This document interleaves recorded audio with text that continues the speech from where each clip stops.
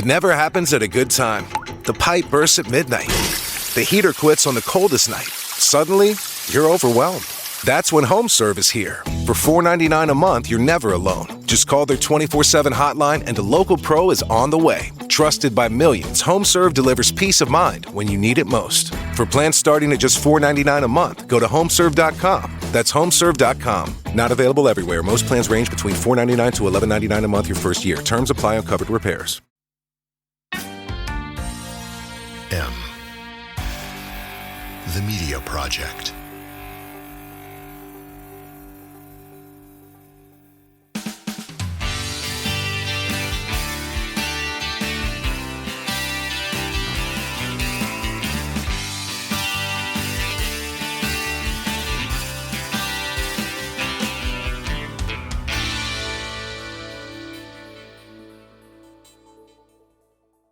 What I had wanted to say to the citizens of Dorset, Vermont. NIMBY stopped the project, and I would have told them this. My firm recently won the nod through a request for proposal to build a 123-plus unit mixed-income development for the upscale town of Dorset, Vermont. In the midst of negotiating a development agreement, detractors for the project made themselves known. For several months, and with our help, town leadership prepared to advocate for their efforts, which had to that point totaled more than 8 years and cost around $600,000. A week after a public meeting featuring several statewide housing and middle-income advocates, and a month prior to a second public hearing, which would have featured yours truly and the SMG team to re-present the project and the principles behind our rural density concept, we received an email from the town's consultant. The award is canceled. The town will proceed to a vote in 9 months in the hopes to build 60 units of high-end single-family housing. We will place the project back out to bid. This concludes our relationship. So much for providing homes for workers who serve the area's main industries. So much for providing homes for young families who are leaving Vermont for more affordable housing. So much for keeping the third-grade teacher who told us she's leaving because the commute, more than an hour each way, in the winters of Vermont for the job just don't add up. I'd like to now share a bit of the speech with some additional response. What I would have shared with supporters and detractors alike on the 18th of February, 2026, had our team been given the opportunity. The philosophy. The team at SMG is guided by collective experience and by a set of guiding principles. One is stewardship. The idea of stewardship speaks to an effort that assumes our place in the world as temporary, that it is essential we create something that speaks for the ages, that addresses the most pressing needs of its residents, that values the work and creativity of people over things. The second is empathy. As developers, we must place ourselves in the shoes of those who sit on the other side of the table from us, the supporters and the detractors.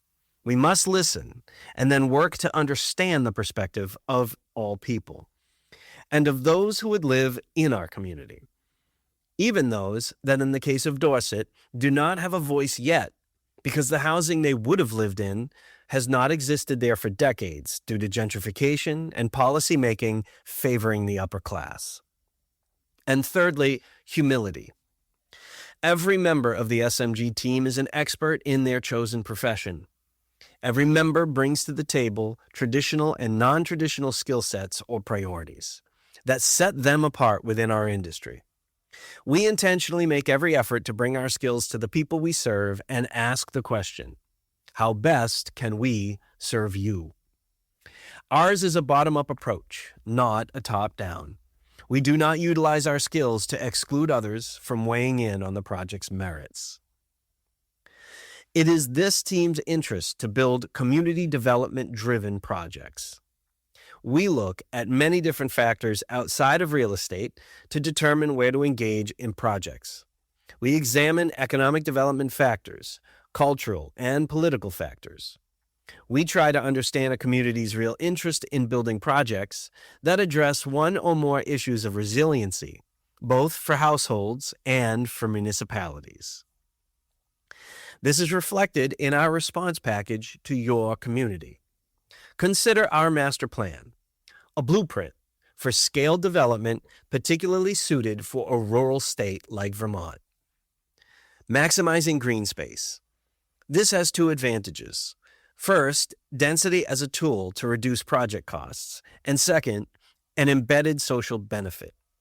Designing the project so people of different socioeconomic backgrounds are constantly bumping into one another. This is one way to create opportunity for people. Incorporating public spaces that are in part determined by the neighborhood and all citizens. This is building good social capital while also creating a market-responsive project that will attract homeowners and the general public for more cross-pollination. Our housing building spectrum. A wider spectrum of housing by type. In so doing, we offer choice while we create the feeling of a neighborhood that is changing and dynamic. This makes a place feel more like home as opposed to an institutional or homogeneous suburban environment. Rethinking housing opportunity. We anticipate using this project and others we have under development to develop tools for residents to build household wealth, namely offering renters equity towards future home purchase, with us based on performance. We call this the housing escalator. We believe this and other novel financial tools must be experimented with as part of our country's larger strategy to stabilize economies through housing. Now, for the disappointment. We desire to build desirable places. We desire to do so with communities and people who want to work together. I want to ensure it's clear we speak for those who support middle market housing here in this community, many of whom can't be here because they work, or perhaps they feel their voice won't be heard. I'm also additionally speaking for those who are yet to have arrived. That may seem like a meaningless endeavor, but it is not. A community that is not constantly attracting a modicum of young working families is a community slowly retreating. A community lacking municipal financial feasibility.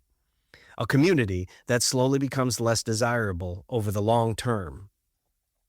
Through its leadership, the community of Dorset initiated a public process to vet developers who recognize the need for a wealthy community like theirs to ensure long-term financial resiliency, while also addressing the social issues that arise when a community cannot support a diverse profile of residents.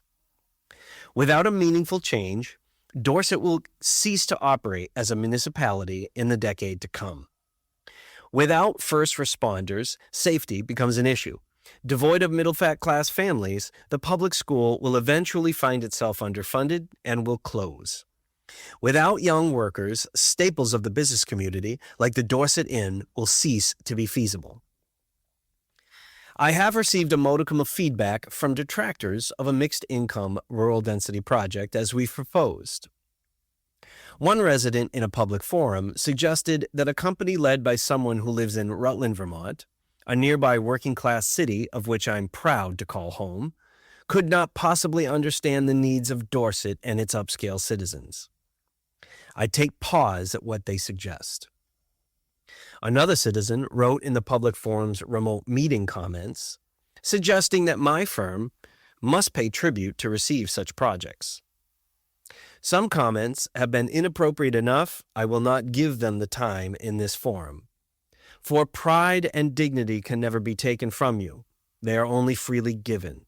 And I do not concede one iota of either to such idiocy.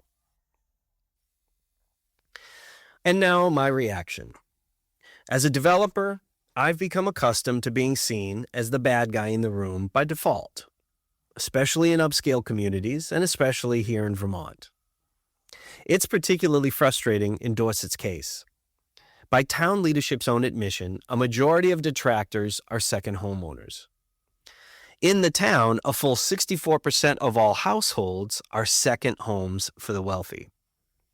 And at our first public meeting, only 3 identified detractors were actually voting citizens. Are we to continue to believe in our public institutions when those institutions are so fragile that professionals like our team can spend months and hundreds of thousands of dollars only to have an award rescinded at the first instance of negative feedback? How can the future of an entire community hang on the whims of a small group of elected officials and their bureaucrats, incredibly sensitive to the whims of their most elite taxpayers? The Vermont Futures Project tells the story. Vermont's rapidly aging because young people and families leave, and that's largely due to housing. This has left more than 21,000 professional class positions chronically unfilled. It's left communities rapidly succumbing to underfunded services, schools, and long-term liabilities. It's why our health insurance connector is rapidly becoming unaffordable, as the pool of the insured lacks age diversity. It's why we Vermonters are fighting amongst ourselves in every city and town. Rich versus poor, flatlander versus townie. This, my friends, is what living in the second Gilded Age looks like. Make no mistake, the SMG team desires to build a highly successful company. But I'd like to build my company in a way that redefines what it means to develop. I want to support a housing ecosystem that is balanced in every way, that can support thousands of new small and large-scale builders, landlords, and other industry professionals. I strongly believe and work to build in parallel to economic opportunities for new residents so more people can afford market rate and build familial wealth while climbing the housing escalator. I want to get past the simpleton arguments. I want to tell all the people fighting to keep middle income or poor people out that I see you, and I'm ready to fight for what is right. SMG's Are We Here Yet podcast is a production of M the Media Project and SM Graves Associates. Learn more at smgravesassociates.com.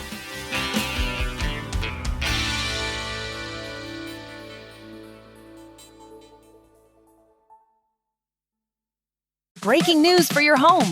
Wayday! Wayfair's big sale is almost here, and you can score the best deals in home. Like up to 80% off everything home. Yes, you heard that right. 80% off with free shipping on everything. Plus surprise flash deals all Wayday long. We're talking outdoor furniture and essentials, rugs, and more. All at Wayfair, and all up to 80% off during Wayday. Shop Wayfair's Wayday from April 25th through 27th. Wayfair, every style, every home.